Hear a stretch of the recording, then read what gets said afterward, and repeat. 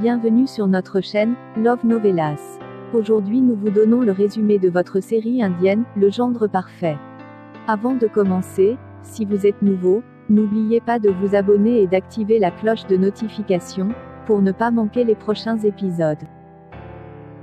Sid montre des messages dans le téléphone de Samira à sa famille, et dit que c'est le travail de Buadadi. Il dit qu'elle jouait un jeu, pour piéger la fille de la maison. Buadadi rejette la faute sur Sam et demande à Binti de se prononcer. Binti acquiesce et dit qu'il ne sait rien. Buadadi dit qu'elle va apporter des photos maintenant et la porte. Elle montre les photos, et dit que Sam a préparé ce type stupide. Elle rejette toute la responsabilité sur Samira. Sid dit que ce qu'elle a fait est fait, mais elle est la famille de Krutika. Il dit qu'il oubliera tout, si elle fait quoi que ce soit. Il lui demande d'attendre, et rentre à l'intérieur. Il jette ses affaires à l'extérieur de la maison, et lui demande de sortir de la maison. Buadadi dit que c'est le plan de Sam, et lui demande de le punir. Sid dit que le tour de Sam viendra aussi, et qu'il ne l'abandonnera pas. Il dit que quoi qu'elle ait fait, il ne pourra pas le pardonner. Il dit qu'il ne lui a rien fait, et lui demande de sortir de sa maison, sinon il va ruiner son respect. Il s'en va. Buadadi demande à tout le monde d'expliquer à Sid, et part en silence.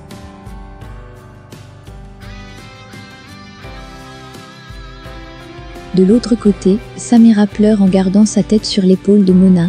À ce moment-là, un avocat arrive et dit que Yash a envoyé des papiers de divorce pour Samira. Samira demande ce qu'est cette absurdité, et dit que c'est l'œuvre de Sid.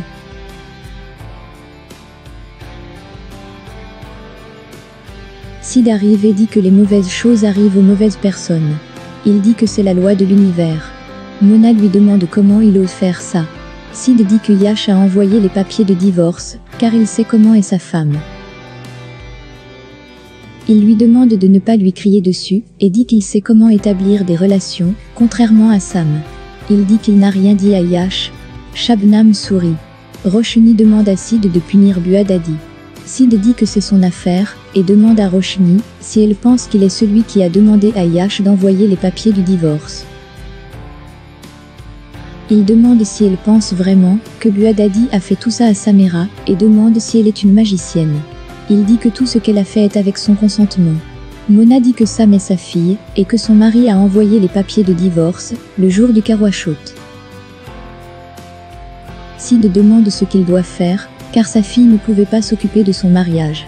Il dit que sa fille a amené le pauvre Binti, et l'a préparé, et qu'elle voulait ruiner la vie de Krutika. Il demande si Krutika n'est pas la fille de quelqu'un.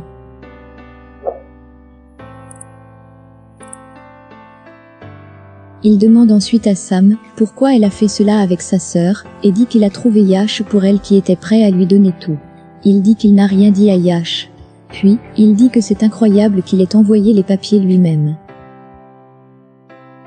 Mona dit que sa sœur a ruiné la vie de sa fille. Sid dit que comment il peut oublier le grand Rajvir. Et dit qu'il était un criminel de 3e classe. Il dit que Krutika l'a fait une faveur, et qu'elle a été punie aussi.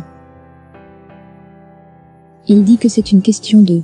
Il dit qu'il a tout fait pour la famille, et qu'il a laissé l'argent, la gloire et les affaires. Il dit qu'il n'a rien eu. Il dit que sa femme le questionne aujourd'hui. Shabnam sourit. Sid dit qu'elle veut voir un drame, et dit qu'il est un bon humain, mais pas un devta.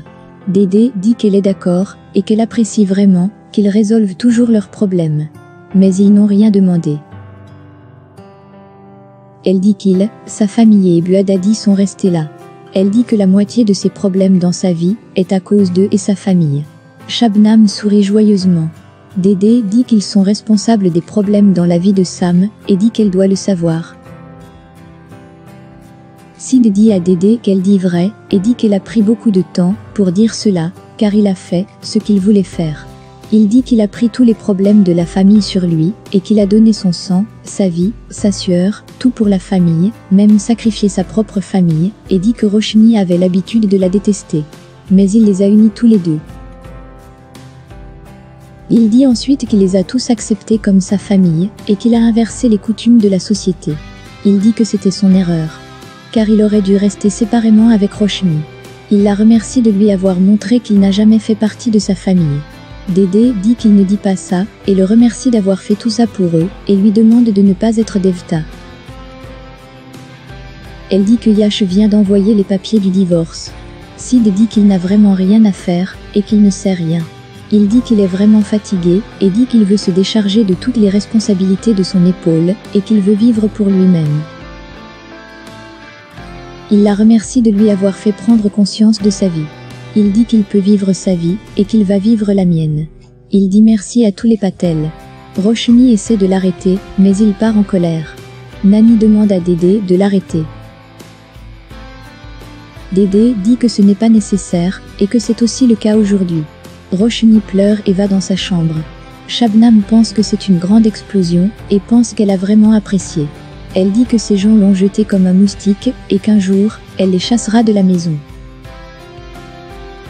Roshni pleure et se souvient des paroles de Dédé et Sid. Shabnam vient la voir, et lui demande de ne pas pleurer le jour de Karwashot. Elle dit qu'elle n'aurait pas dû se battre avec Jiju, et que Jiju pourrait faire un mauvais pas. Elle dit qu'elle s'inquiète pour Sam aussi, et que Yash pourrait ne pas lui pardonner. Elle lui demande d'appeler Sid. Roshni appelle Sid, mais il ne répond pas à son appel. Roshni pleure et dit qu'il rejette son appel. Shabnam sourit joyeusement. Sam de son côté, dit qu'elle aurait parlé à Yash et résolu le problème. Elle reproche à Sid d'avoir gâché son mariage. Roshni arrive et lui demande de ne rien dire contre Sid, car elle ne peut pas le tolérer. Mona lui demande de faire du nom de Sid un Aarti. Nani vient et lui dit qu'elle devrait faire son Aarti, car quoi qu'il ait fait, personne ne peut le faire pour sa fille. Elle dit qu'elle ne pouvait pas voir les erreurs de sa fille, et lui demande de réfléchir, quand son cerveau sera calme. Nani demande à Roshni de ne pas penser qu'elle a tort. Roshni dit que Sid ne répond pas à son appel. Nani dit que Sid fait tellement pour la famille, et que la question est soulevée sur ses actions, alors il est en colère. Roshni dit qu'il est parti le matin en ayant faim. Nani dit qu'il sera de retour, et qu'il ne les laissera pas affamer longtemps. Shabnam le regarde. Sid de son côté, pense à Roshni et aux paroles de Dédé. Un vendeur de thé vient voir Sid, et lui demande d'acheter son thé. Sid lui offre un billet de 1000 robis. Le vendeur refuse de prendre l'argent. Sid dit qu'il ne peut pas boire de thé, car il jeûne avec sa femme pour le Karwashot. Le vendeur lui demande alors, ce qu'il fait là. Sid se sent désolé pour Roshni, et donne l'argent au vendeur en lui demandant de donner du thé aux nécessiteux. Chez Dédé, Shabnam renverse un seau d'eau près de Roshni, alors qu'elle est occupée à parler à Mona, et à s'excuser. Roshni tombe dans la piscine. Shabnam dit que le jeûne de Roshni est rompu, car l'eau est entrée dans sa bouche. Sid arrive et dit que rien ne s'est passé. Shabnam se met en colère. Sid dit à Roshni que son jeûne n'est pas rompu, et qu'une personne doit avoir Shraddha dans son cœur. Shabnam dit que l'eau est entrée dans sa bouche. Sid dit que son jeûne n'était pas rompu. Plus tard, Sid vient voir Shabnam. Shabnam demande s'ils vont sortir. Sid rit et la traite de radine, de Nahaja.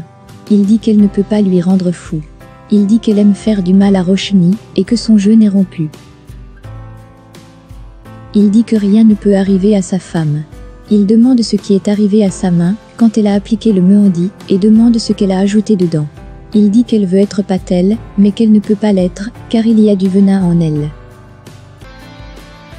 Il lui demande de se souvenir d'une chose, et lui dit qu'il se tient entre elle et Roshni, et que si quelque chose arrive à sa femme, il la brûlera.